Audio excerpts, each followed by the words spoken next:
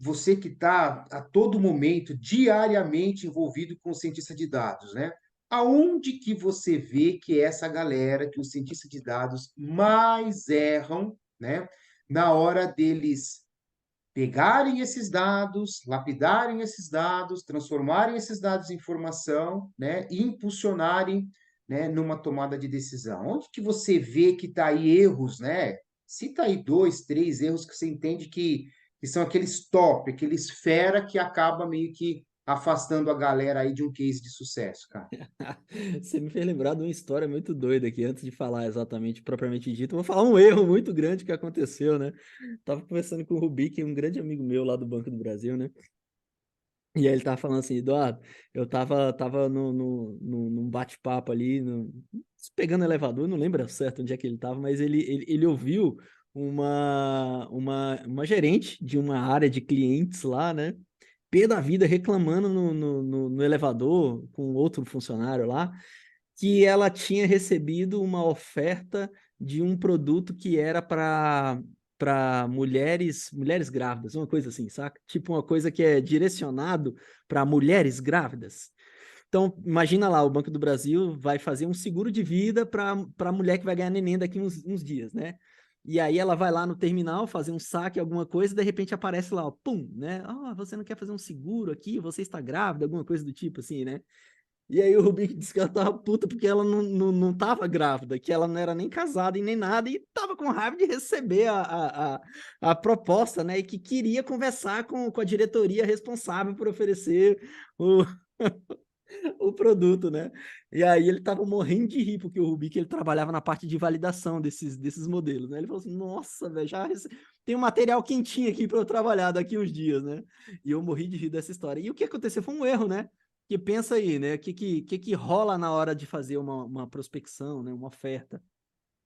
É, há uma metodologia ali por trás, né? Há uma metodologia. De forma simples, o banco ele pode, a empresa, né? No caso, todo no exemplo do banco, ele pode ter uma forma direta de ir lá e abordar algumas pessoas, ou ela pode receber algumas propostas de acordo com as características dela. Essas características, Edmarcos, nem sempre elas estão claramente rotuladas. Sabia disso? Que acontece? Existem grupos de clientes que eles não estão ligados entre si. Porque uma coisa é falar assim, o Edmarcos ele é empresário, né? O Edmarcos mora em São Paulo, o Edmarcos tem filho, e ele está segmentado ali na categoria B. E o Eduardo é pessoa física, o Eduardo trabalha com ciência de dados, o Eduardo é CLT, o Eduardo tá... E a gente tem esse rótulo. Então, esses dois rótulos são muito claros. Agora, existem outros tipos de rótulos que nem eu nem você nem esse tipo de fragmentação está visualizando de forma clara. E esse é um dos grandes benefícios do cientista de dados, né? O cientista de dados ele consegue atribuir, né? Ele consegue categorizar por meio, é claro, de machine learning, entre outras técnicas, por meio dos dados, esses grupos diferentes, né? E o que pode ter acontecido é exatamente o quê? A mulher que estava reclamando ter caído em algum cluster, em algum agrupamento diferente que era foco de receber esse tipo de campanha. Então, olha um erro que poderia ter acontecido ali, claro, né? Então, o que que ele iria fazer no caso, né? Ele iria fazer um trabalho onde ele iria avaliar a metodologia, né? Já tinha de cara ali como é que a gente chama lá? Um artifício ali que mostrava que tinha uma fragilidade no processo. Então, esse tipo de erro é um erro muito comum, né? Apesar de tudo, é um erro muito comum e que o cientista de dados ele realmente vai precisar correr atrás. Agora, quando você perguntou no erro mais especificamente ali na lida com os dados, em fazer um trabalho mais puro com os dados, né? Então, assim, quando a gente está começando o nosso trabalho como cientista de dados, a gente tem algumas atividades que elas são cruciais para que haja um bom trabalho. É tipo assim, de Marcos, pensa aí, você quer fazer um trabalho onde você está enxergando a coisa bruta, mas às vezes a coisa bruta ela precisa de um nome para você entender o detalhamento do que é essa coisa bruta, né? Porque senão, porque pensa aí, dados. Olha uma planilha do Excel, tem vários dados. Eu posso ter uma coluna lá e essa coluna, né, com dados de clientes, pensa na coluna. Na linha são os clientes. Tum, tum, tum, tum, tum. E aí na coluna eu tenho uma coluna lá que chama valor. Valor de quê, velho? É o valor que ele tem de investimento? É o valor que ele tem de saldo devedor? É o valor de uma operação? É valor de quê? E é aí que entra, talvez, aquele que é o erro número um, né, de um cientista de dados na hora que está fazendo o trabalho, é fazer inferência sobre o conceito das coisas, né? O cientista de dados é aquele cara que ele já é muito curioso. Ele é o cara que quer, ele quer um mão na massa. Ele é muito curioso, ele quer o mão na massa. Só que essa ânsia de querer fazer o mão na massa, muitas vezes, faz ele pular algumas etapas, como essa etapa inicial, que é, cara, eu preciso compreender exatamente o mecanismo de criação desse dado que eu vou utilizar, né? Porque pensa aí, se ele utiliza uma informação já no ponto de partida e essa informação está errada, ele acaba. Todo o resto do trabalho vai estar completamente diferente da realidade. Eu vou te dar um outro exemplo. Tem algumas informações que a gente guarda dentro dos bancos de dados que elas, muitas vezes, a ausência delas significa alguma coisa. E a gente tem uma parada que é assim, ó, a variável missing, a gente tem que tomar cuidado, porque lá na frente os algoritmos de machine learning não recebem registros missing, aquela coisa toda, né, para quem está mais avançadinho no processo aí, né? E só que, às vezes, esse missing, essa ausência de informação, ela significa alguma coisa. Vou dar um exemplo bem interessante. Tem uma variável, pensa numa variável qualquer, onde o cara recebe uma anotação cadastral quando ele faz alguma besteira. Tipo, o cara entrou no cheque especial, ou o cara foi colocado no Serasa, foi colocado no SPC.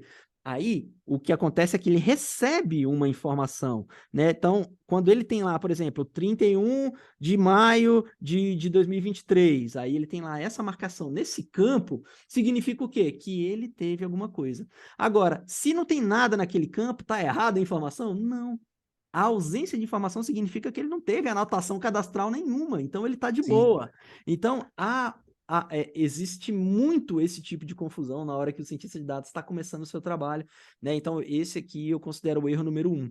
O erro número dois é ele não conhecer ali as atividades que são importantes na hora de fazer análise de dados. Aí, lembrando daquilo que eu chamo do pipeline, né? Ele precisa se conectar com os dados e analisá-los bem antes de ir desenvolver uma metodologia preditiva e por aí vai. Nessa parte da análise, se ele tiver um olhar superficial, lá na frente também a consequência nos trabalhos preditivos que vão ser realizados, elas também vão, né, muito foda afirmar assim, né, mas elas podem vir a ter enviesamento pelo fato dele não ter estudado a variável direito, né, de não ter feito aquelas atividades que são importantes para ele compreender bem os campos, então, para a gente não entrar muito na pegada técnica, há uma necessidade grande dele saber o que que ele precisa fazer na análise de dados, né? Ontem a gente falava sobre isso, cara, não sei se você teve tempo de acompanhar, mas a gente falou sobre análise de dados do zero com pandas e com data prep. E aí, nessa análise de dados, eu estava falando, né, que existem algumas atividades que são importantes. Ele tem fazer a análise univariada, análise bivariada, análise multivariada, verificar correlações, para que ele tenha uma análise mais completa da informação. Então, esses dois, para mim, cara, são, assim, os campeões. A galera pensa que é o erro de utilizar o algoritmo errado. Cara, nada. A galera erra no básico, man. Erra no básico. E isso é muito comum. E como que eu faço para preparar lá a minha galera na hora de fazer esse trabalho, né? Cara, case é mão na massa. O Usain Bolt, o bicho foi o que foi porque ele treinou muito, velho. Ou você acha que é só porque ele é grandão, né? Ou porque ele tem características genéticas, né? Michael Phelps, nada. Aquilo ali é o pelo da pulga só. O resto é treinamento, moleque. Ó, quantas e quantas vezes esse cara não acordou 5 horas da manhã para pular na piscina gelada? Quantas e quantas vezes o Usain Bolt não teve que ir treinar no deserto lá, 40 graus? Cara, então, treinamento faz parte aí do processo. Dentro do CD Pro, eu atola, galera. Às vezes eu fico até com medo de arrancar o couro, né? Tem aquela frase que a gente conhece que é massa, que tipo, eu posso tosquear a ovelha, mas não posso arrancar o couro, né? Às vezes eu fico até pensando, cara, será que eu tô arrancando o couro da galera? Por quê? Porque eu sei que é isso que vai fazer o cara aprender, man. É a mão na massa, é a parte prática, e é onde eu vejo a maioria das faculdades, a maioria dos treinamentos, a galera meio que deixa esse tipo de atividade de forma. Não dá o zelo que eu acho que tem que ter, saca? A prática, o mão na massa mesmo, faz alguns cases, faz aquela coisinha mais molenga, saca? E aí, é claro, o cara vai ficar com dificuldade lá na frente. Então, eu já sei disso, falha de mercado, né? Economista, eu tô vendo a falha de mercado. O que que eu vou fazer? Vou me aproveitar dela agora, vou mostrar que isso aqui pode ser um tesouro para nós. E arrocha essa galera. Beleza? Esses são os dois principais erros, man. Cara, tirando isso aí para mim, o resto é fichinha.